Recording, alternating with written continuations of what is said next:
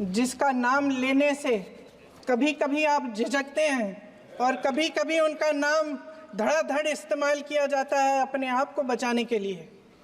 उन्होंने HAL, BHEL, SAIL, GAIL, ONGC, NTPC, railways, IIT, IIM, oil refinery, तमाम PSU बनाए।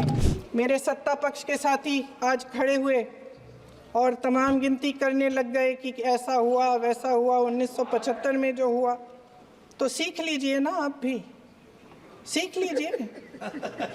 आप भी अपनी गलतियों के लिए माफी मांग लीजिए। आप भी बैलेट पे चुनाव कर लीजिए। आप भी बैलेट पे चुनाव कर लीजिए। दूध का दूध, पानी का पानी हो जाएगा।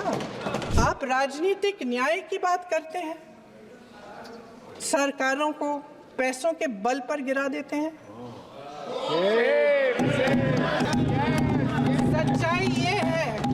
सच्चाई ये है अध्यक्ष महोदय कि आज संविधान बार बार इसलिए कह रहे हैं क्योंकि इस चुनाव में इनको पता चल गया कि इस देश की जनता ही इस संविधान को सुरक्षित रखेगी, कि इस चुनाव में हारते हारते जीतने से इन्हें एहसास हुआ कि ये संविधान बदलने की बात इस देश में नहीं चलेगी। आज जनता की मांग है कि जाति जनगणना हो। सत्ता पक्ष के मेरे साथी ने इसका जिक्र किया। ये जिक्र भी आज इसलिए हो रहा है क्योंकि चुनाव में ये नतीजे आए। जब चुनाव में पूरे विपक्ष ने जोरदार आवाज उठाई कि ये जाति जनगणना होनी चाहिए, तो इनका जवाब देखिए। इनका जवाब भैंस भाग भैंस चुरा लेंगे, मंगलसूत्र चुरा लेंगे। इनका ये जवाब था। ये गंभीरता है इनकी। जो आप नारी शक्ति का अधिनियम लाए हैं उसको लागू क्यों नहीं करते? वो 10 साल बाद लागू क्यों होगा?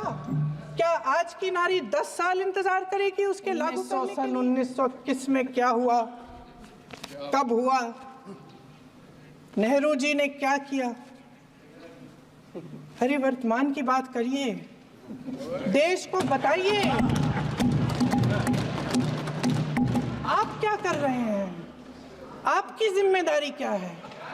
कि सारी जिम्मेदारी जवाहरलाल नेहरू की है। एक व्यक्ति के लिए सब कुछ बदला जा रहा है। अध्यक्ष महोदय जी, अडानी जी को सारे कोल्ड स्टोरेज प्रदेश की सरकार ने नहीं दिए। अडानी जी को सारे कोल्ड स्टोरेज आपकी प्रधानमंत्री जी यहाँ सदन में संविधान को की किताब को यूं माथे से लगाते हैं, लेकिन संभल में, हाथरस में, मणिपुर में जब न्याय की गुहार आती है, उठती है, तो उनके माथे पे शिकन तक नहीं आता। एक कहानी होती थी अध्यक्ष महोदय, शायद बचपन में आपने भी सुनी होगी। राजा भेष बदलकर बाजार में आलोचना सुनने जाता था। ये सुनने जाता था कि प्रजा मेरे बारे में क्या कह रही है, मैं सही रास्ते पे चल रहा हूं कि नहीं। लेकिन आज का राजा, भेष तो बदलते हैं आज के राजा, शौक तो है उनको भेष बदलने का, लेकिन न जनता के बीच जाने की हिम्मत है और ना आलोचना सुनने की। ये देश कायरों के हाथों में ज्यादा देर तक कभी नहीं रहा है। ये देश उठेगा, ये देश लड़ेगा, सत्य मांगेगा, सत्यमेव जयते।